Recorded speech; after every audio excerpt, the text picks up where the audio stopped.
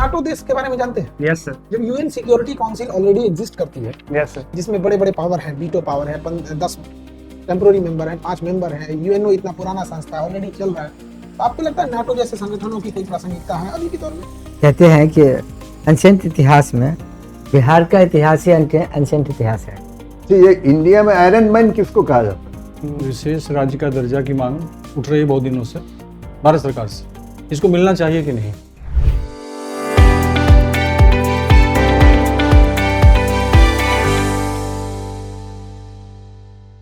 मैकमिन sir, Yes, come. आइए। आइए आइए, स्वागत है आपका। Good evening sir. Good evening. बैठ जाइए, आराम से बैठ जाइए। Thank you sir. Nitish Kumar ji, ये बताइए, अभी न्यूज में एक शब्द बना है आयरन डोम यस सर। और एक आयरन बीम, क्या है ये दोनों?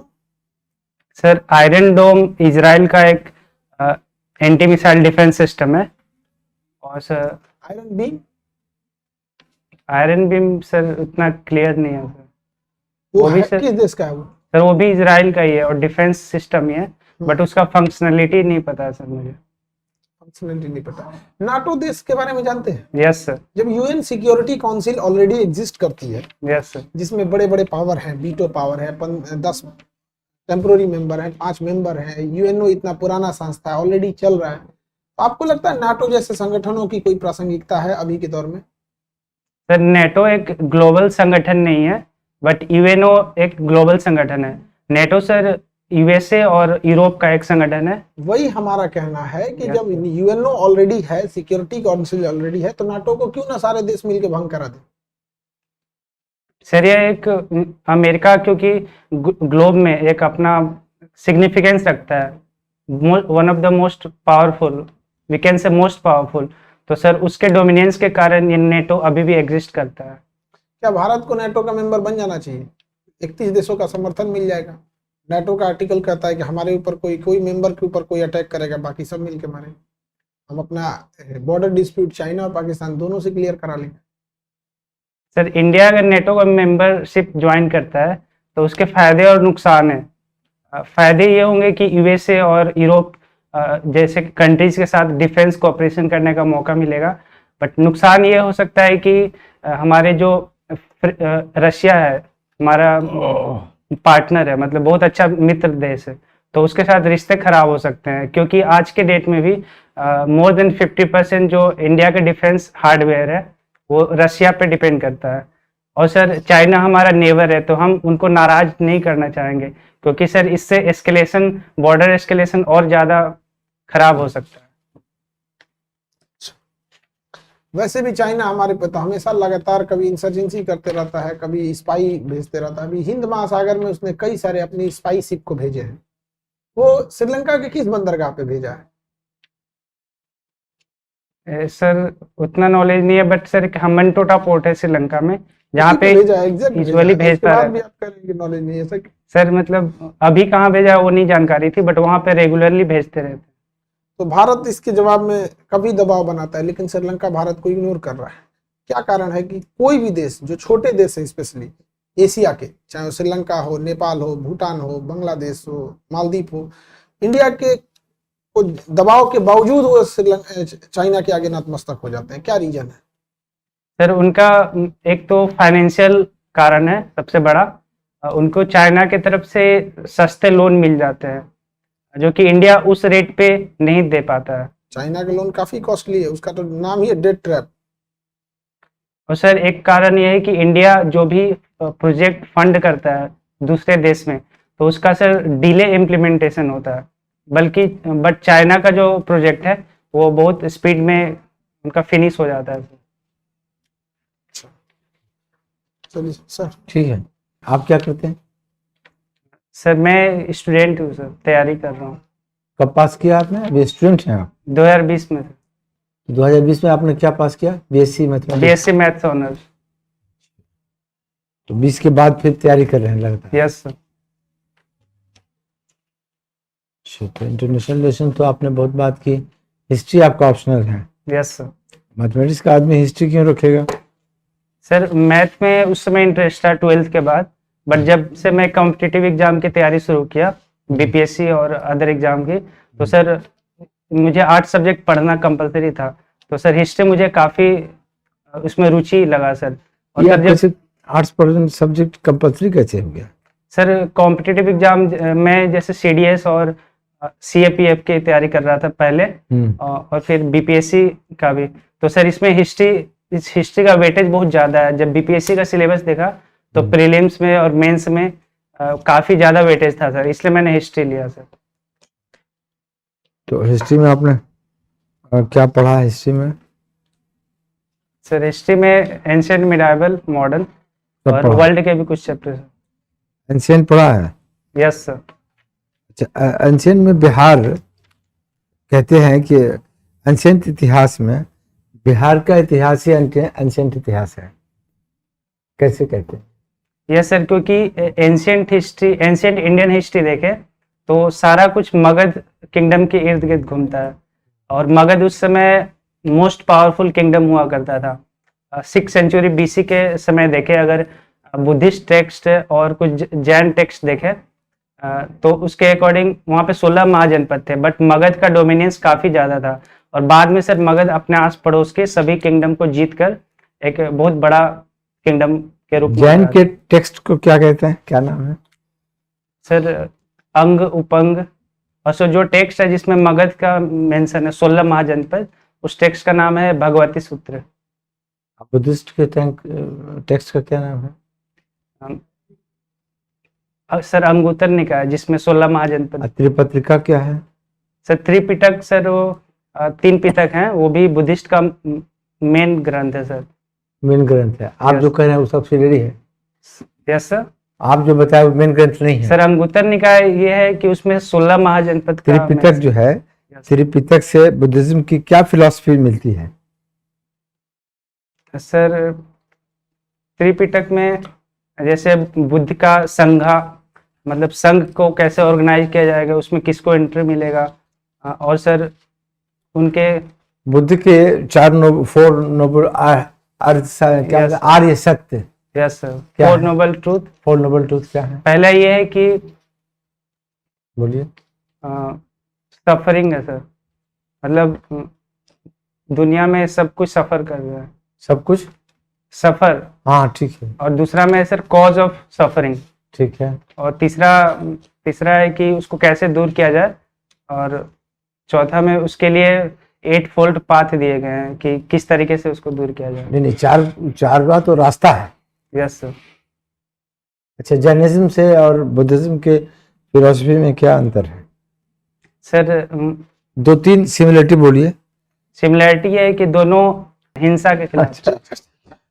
और सिमिलरिटी एक सिमिलरिटी हुई, और तो दोनों हिंसा के खिलाफ थे, और दोनों ही मतलब उस समय जो वैदिक धर्म थे उसके जो रिचुअलिस्टिक जो रिजिड हो गया था, रिजिडनेस था, उसके खिलाफ थे सर। अच्छा, और रिचुअलिज्म के खिलाफ थे। Yes sir. और तीसरा था सर दोनों पीस, मतलब सोसाइटी में जो इनइक्वलिटी थी, कास्ट सिस्टम रिजिड हो गया था, उसके अगेंस्ट भी थे सर। कास्ट सिस्टम के अगेंस्ट थे सर? कास्ट सिस्टम में जैनिज्म भी वर्ण सिस्टम को उन्होंने कंडेम किया? सर कंडेम नहीं किया, बट जो उसके बेसिस पे जो डिस्क्रिमिनेशन थे उसके अगेंस्ट। बुद्धिज्म ने? यस सर, बुद्धिज्म ने किया सर। जैनिज्म ने? Sorry sir. अच्छा चलिए। अच्छा ये बताइए कि जैनिज्म में ईश्वर का क्या परिकल्पना है? गॉड किसे क्या है, उसके बारे में क्या कॉन्सेप्ट है? सर जैनिज्म में ईश्वर को नहीं मानते, बट आत्मा को मानते हैं। और वो बुद्धिज्म कहते हैं कि हर एक ऑब्जेक्ट में, चाहे लिविंग हो या नॉन लिविंग, उसमें आत्मा है। बुद्धिज्म? सर बुद्धिज्म इस टॉपिक से सर उतना कमेंट नहीं किया सर, मतलब वो कहते हैं कि एथिस्ट किसको कह सकते हैं दोनों रिलीजन में? बुद्धिज्म को एथिस्ट कहेंगे या जैनिज्म को? सर बुद्धिज्म बुद्ध भगवान कहते थे कि भगवान है या नहीं है उनके बारे में उन्हें नहीं पता। और सर वो एथिस्ट हुए ना भाई, भगवान के एग्जिस्टेंस को तो नहीं एक्सेप्ट किया। सर पूछिए। बुद्धिज्म आगे चल के कितने पार्ट्स में बट गए? सर दो पार्ट में सर, कौन एक कौन सा? महायान और हीनयान। क्या उसका दोनों में क्या अंतर था? सर महायान जो था वो मूर्ति पूजा शुरू कर दिए थे, और वो बुद्ध को एज ए गॉड मतलब प्रे करने लगे थे। और हीनयान सर जो बुद्धिज्म फिलोसफी थी, जो कि एंशिएंट फिलोसफी थी, उसको फॉलो करते थे। अच्छा, ये जैनिज्म? सर जैनिज्म वो भी दो पार्ट में डिवाइड हो गया था, श्वेतांबर और दिगंबर। क्या दोनों में डिफरेंस? कैसे आप कहते हैं कि ये दिगंबर के फॉलोअर्स हैं, ये श्वेतांबर के फॉलोअर्स? सर मौर्य काल में जो लोग साउथ इंडिया चले गए थे, श्रावण बेलगोला कर्नाटका में, तो उन्हें दिगंबर कहा जाता है। और जो वो दिगंबर रोड पर जा रहे हैं लोग, कैसे पहचानिएगा कि ये श्वेतांबर है या दिगंबर है? तो श्वेतांबर वाले वो सफेद वस्त्र धारण करते थे, और दिगंबर वाले वस्त्रहीन होते हैं। तो ये इंडिया में आयरन मैन किसको कहा जाता है? Pardon sir, can you repeat please? Iron man? Iron man sir Shri Sardar Vallabhbhai Patel जी को सर। क्यों? क्योंकि सर उन्होंने पावरफुल एक्शन लिए थे देश को एकजुट रखने के लिए। Iron lady? Iron lady Shrimati Indira Gandhi ji को। उनको क्यों कहा जाता था? सर वो भी देश के लिए बहुत स्ट्रिक्ट एक्शन लिए थे, उन्होंने बॉर्डर को सिक्योर किया था। अच्छा, ये प्रदूषण को नापने के लिए क्या यूनिट है, क्या कहते हैं उसको? पार्टिकुलेट मैटर, PM 2.5 और PM 10। AQI क्या है ये? सर एयर क्वालिटी इंडेक्स, इसमें कितना पॉल्यूशन है, कितना पॉल्यूटेंट है, या कितना पार्टिकुलेट मैटर है, इसे मेजर किया जाता है। चलिए पूछिए सर। कुछ पूछा जाए, कुछ रहा नहीं। रहा नहीं। आपने बोला कि बौद्ध धर्म में हीनयान और महायान था, एक ब्रजयान भी था। हाँ, बद्रियान। ब्रजयान भी तो था बौद्धिज्म में। सॉरी सर, उसके बारे में जानकारी नहीं है सर। वो ठीक है, बट आपने कहा कि बौद्ध धर्म जो है वो दो भागों में बटा, हीनयान और महायान। आगे जाके महायान फिर ब्रजयान में एक चला गया। ठीक है, बिहार को विशेष राज्य का दर्जा मिलना चाहिए, हाँ और ना में जवाब दे दीजिए। विशेष राज्य का दर्जा की मांग उठ रही है बहुत दिनों से भारत सरकार से, इसको मिलना चाहिए कि नहीं?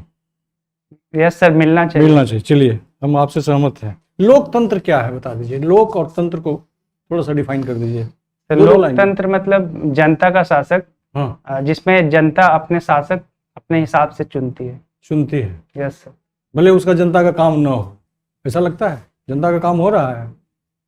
हो रहे हैं सर, बट जितने होने चाहिए नहीं, उससे कम हो कोई रहे बात। यूनेस्को क्या है? यूनेस्को हैं। यूनेस्को सर यूएन का एक ऑर्गन है किन चीजों को करता है वो देखता है? सर, एजुकेशन, सोसाइटी, इन सब पे। अच्छा, और अंत में खाली बता दीजिए कि जो विधि शास्त्रों में अभी परिवर्तन हुआ है यस सर, ना, तो उसको आप किस दृष्टि से देखते हैं? वो सही है? Yes sir. यह जो पहले के जो हमारे कानून थे वो कॉलोनियल एरा के थे। अच्छा। और सर उसका प्राइमरी ऑब्जेक्टिव था क्राइम कंट्रोल करना और क्रिमिनल को सजा दिलाना। बट सर जो अभी नए क्रिमिनल लॉज आए हैं उसका मेन ऑब्जेक्टिव है जस्टिस ओरिएंटेड। और सर इसमें कुछ सुधार किए गए हैं, जैसे मॉब लिंचिंग को बहुत उसके लिए strict punishment up to death penalty का भी दिया गया है। चलिए, और ठीक। सर रोड एक्सीडेंट को भी इसके कम करने की कोशिश की गई है उस ठीक है। कानून के प्रावधान से। आप डीएसपी बनना चाहते हैं? Yes sir. ये बताइए कि जेलों से भी बहुत अपराध के संचालन होते हैं, डीएसपी बन के कैसे रोकिएगा? मोबाइल पकड़ाता है, यस वहां से कोई आका कह दिया कि इनको मार दो, उनसे पैसा ले लो, है ना? Yes sir. कैसे रोकिएगा? जेल से जो अपराध कुछ संचालित होते हैं पूरे देश के हर जेल से, ऐसा नहीं? Yes sir. यहाँ तो सर सबसे पहले हम इंटेलिजेंस गैदर करेंगे, मतलब हम जासूस लगाएंगे सर क्या सूचना संग्रहित करेंगे? कि किस किस के पास फोन है और जेल के अंदर किस किस के पास हथियार है। कोई बताएगा? वो तो सर्च करने पता चलता है ना। ये नहीं भाई, चलिए। आपका इंटरव्यू ओवर हो गया, रिलैक्स होकर बैठिए। हो गया, नीचे वाले पैर को फैलाइए और डिस्टेंस में लाइए, और डिस्टेंस में। अब घुटना को पास लें, थोड़ा सा आप थे, उस समय थोड़ा सा ज्यादा ही आराम से बैठ गए थे। बाकी सब चीज सही है, आपका नॉलेज बेस एकदम परफेक्ट है। यहाँ से